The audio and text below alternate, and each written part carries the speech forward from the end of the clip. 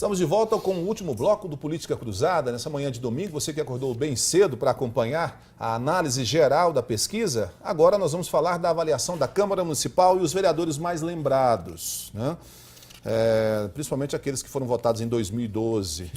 Leandro, eu vou começar por você. A Câmara Municipal, o trabalho da Câmara Municipal, avaliado com 9% de ótimo e bom, 51% de regular, 31% de ruim ou péssimo. Dá para se dizer que a Câmara Municipal corresponde ao gasto todo que ela tem, ao número de projetos que ela vota? A população entende que ela participa do governo, aprovando os atos do Executivo? Você entrou num ponto fundamental, Rick. A população, o eleitorado não entende, a sua grande maioria, para que serve um vereador, qual é a função de um legislativo. E aí, quando eu falo legislativo, não é só vereador, é também a Câmara Estadual, a Federal, aliás, e a Assembleia Estadual. Então, esse regular 51%, a gente chama, é a resposta socialmente aceitável. O eleitor, na verdade, não sabe nem para que serve, qual é a função de um vereador. Então, ele fala, está regular, ele não quer assumir o lado nem de bom, nem de ruim.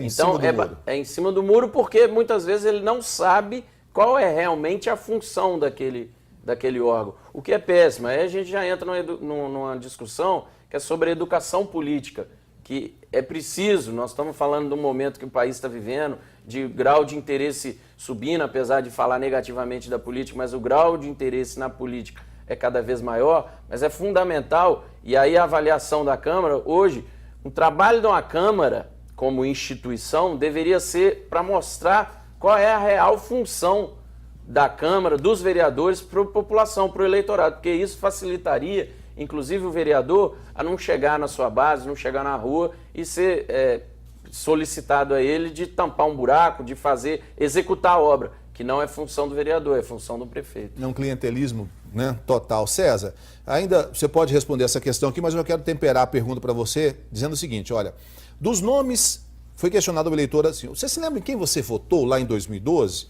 Você consegue citar um nome? Citaram 13% a vereadora Michele Bretas, 8% o Marquinho do Megabox, 7% Jerônima e Doca, juntos, o Ismar Prado por 6%, o Adriano, o Zago, a Gláucia da Saúde e o Wilson Pinheiro com 5% de lembranças.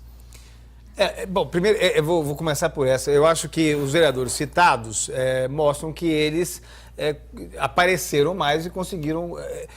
pode ser enganoso, porque às vezes um vereador pode se envolver, por exemplo, em um escândalo, né, de corrupção, aparecer muito na mídia e o grau de lembrança dele aumentar. Eu acho que não é o caso aí, mas mostra que esses vereadores mais lembrados, eles de alguma forma conseguiram ficar mais na memória do eleitor. O que não significa necessariamente voto. Né? Basta lembrar que em 2012 o mais lembrado foi o vereador Hélio Ferraz, o baiano, que não se reelegeu. Aí tudo bem, ele foi até bem votado, mas teve um problema de legenda e ele acabou ficando fora. Agora, o que eu acho que é mais relevante, e aí corrobora com o que o Leandro falou, é que metade sequer lembra em quem votou. Metade... Corre o risco de repetir isso de novo. Metade da população sequer lembra em quem votou para vereador em 2012. O que mostra também, com um pouco do que o Leandro falou, esse distanciamento do poder legislativo de maneira geral, nas três esferas, da realidade da população. Né? Então, e mais, né? Uma subserviência do poder legislativo ao poder executivo. Então, tudo é o prefeito, de bom e de ruim. O vereador, para mim... Não faz falta. Eu nem sei o que ele faz, né? Dentro do que ele falou. É uma desconexão, um distanciamento do poder legislativo da população. E isso reflete na pesquisa quando metade sequer lembra em quem votou. Agora vamos diretamente aos problemas da cidade. A população que foi entrevistada, os 406 eleitores, puderam apontar 3 problemas da cidade pela ordem. O que eles consideram o maior problema, o primeiro, o segundo e o terceiro. 77% atribuiu que o pior desempenho da administração Gilmar Machado está na saúde, com 77%, como eu disse. Educação, 35%, calçamento de ruas e avenidas, 22%. Leandro, isso aqui reflete bem o que a população vive, porque é o problema que está mais próximo dela, mesmo a saúde sendo um problema nacional? Com certeza, porque uma pesquisa municipal é aquilo que o eleitor vive diretamente na porta da sua casa. Então é a fila na UAI, é a falta de um transporte público, é o buraco na rua, tudo isso ele vive e convive. É diferente quando se fala de questões econômicas, inflação e outras áreas que são em nível estadual ou federal, como as três que eu citei. Então tudo isso são problemas que ele convive diariamente. Só para eu voltar, só na parte que o César falou em relação à lembrança de vereadores. Isso mostra que a comunicação é o que eu falo e aí vem a rejeição à política. Muitos, especialmente vereador, vão até o eleitor em época de eleição somente. E aí a cada 4 anos ele bate na porta do eleitor para pedir seu voto. E aí que entra a rejeição, porque ele nunca mais voltou lá enquanto estava no mandato. Então esses que são mais lembrados, provavelmente é porque tem comunicado. E aí comunicado, quando eu falo comunicação, não é só falar ou transformar em material, mas também se fazem presente. Participam da comunidade. E é por isso que eles são lembrados. Infelizmente, a maioria deles não vê isso como uma obrigação, né? Enxergam, por exemplo, a comunicação como um gasto. E não é, porque o investimento, não é porque a comunicação foi feita somente no período eleitoral, ele conseguiu, se elegeu, que ele vai esquecer o eleitor e aí daí a 4 anos que ele vai voltar lá. E a rejeição vem daí, a política. Agora, comentando, César, deixa eu dar o outro número, que aí você já comenta os dois. O que apresentou de melhor do governo? A habitação com 19%, opção de lazer 18%, lazer, e abastecimento de água, 17%. Esses números não são tão altos quanto são os outros, né?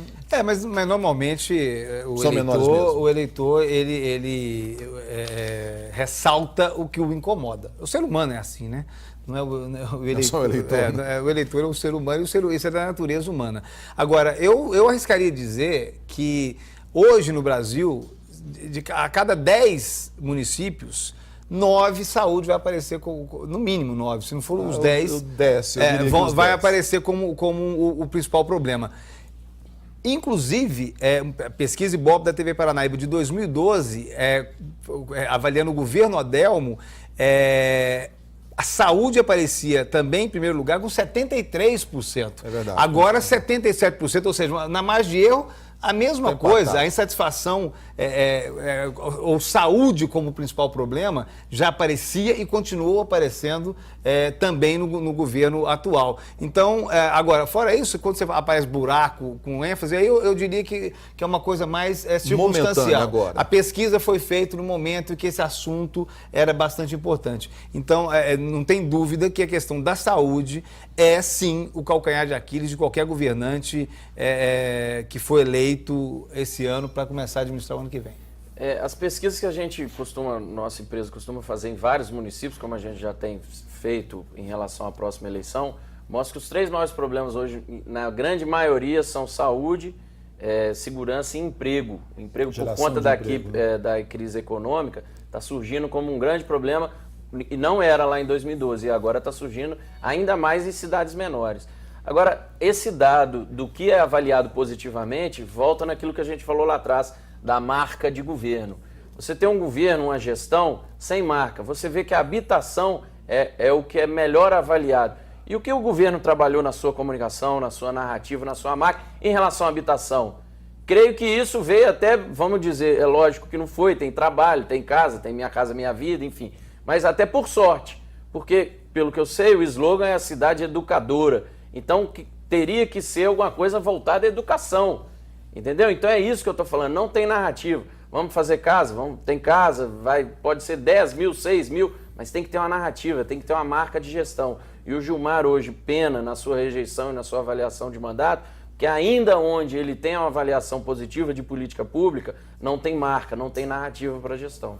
Para a gente poder encerrar, está caminhando para o final já, eu quero questionar vocês, inclusive foi até objeto de um comentário político do Jornal Paranaíba dessa semana com o Cacheta e eu participando com o Alexandre, que é essa história que começou a ser ventilada do deputado federal Adelmo Leão estar sendo cotado, cortejado para assumir o Ministério da Agricultura.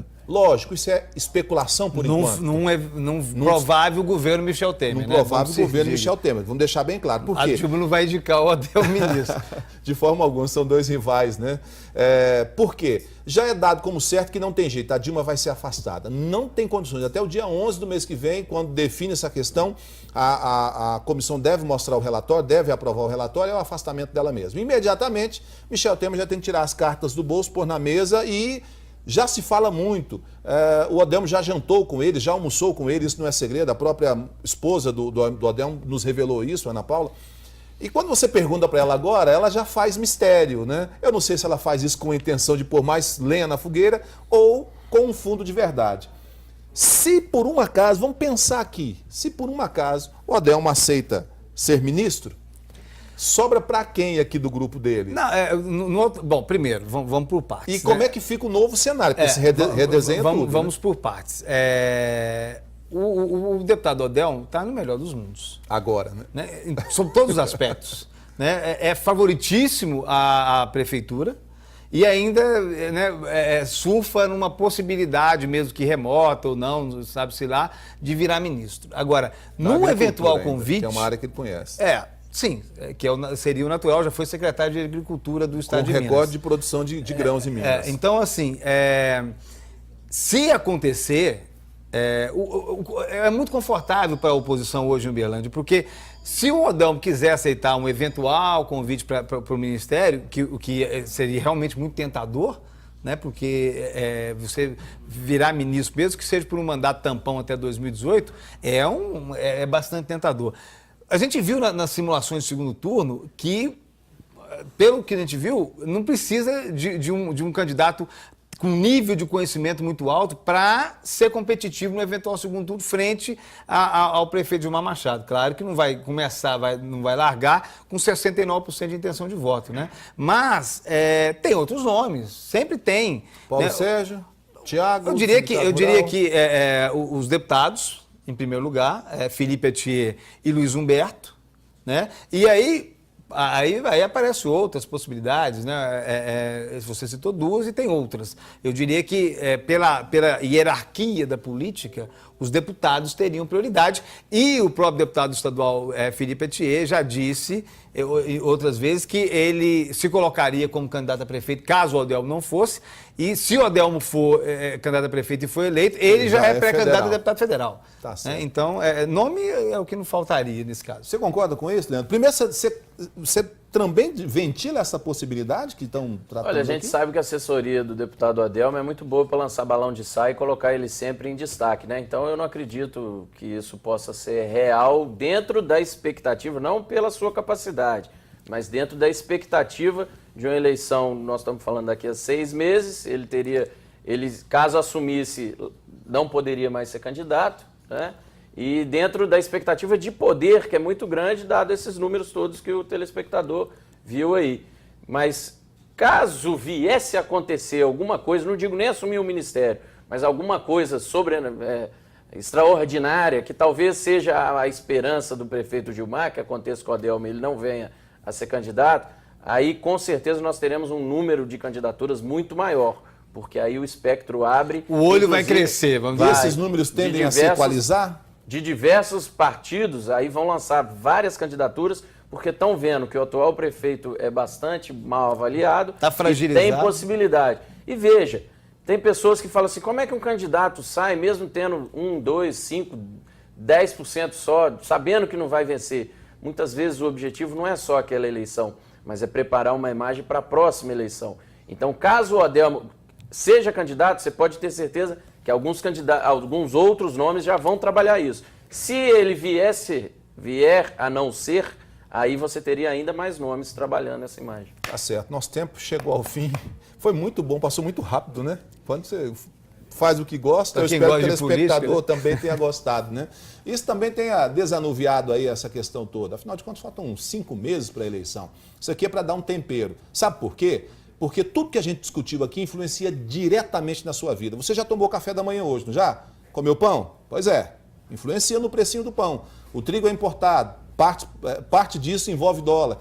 está ligado à sua vida. Leite também do mesmo jeito, café, margarina, o jornal Correio que você já pegou para ler hoje, né? A energia que você utiliza para poder ligar a TV para assistir, tudo isso tem política envolvida. Então, quanto mais você gostar, menos dificuldade, melhor você vai saber escolher representantes que possam resolver os problemas que afligem a sua vida. É isso aí. César, muito obrigado mais uma vez. A casa é sua, volte outras vezes.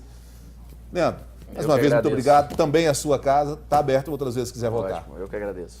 A gente encerra por aqui. Domingo que vem a gente encontra com mais um Política Cruzada. Tchau.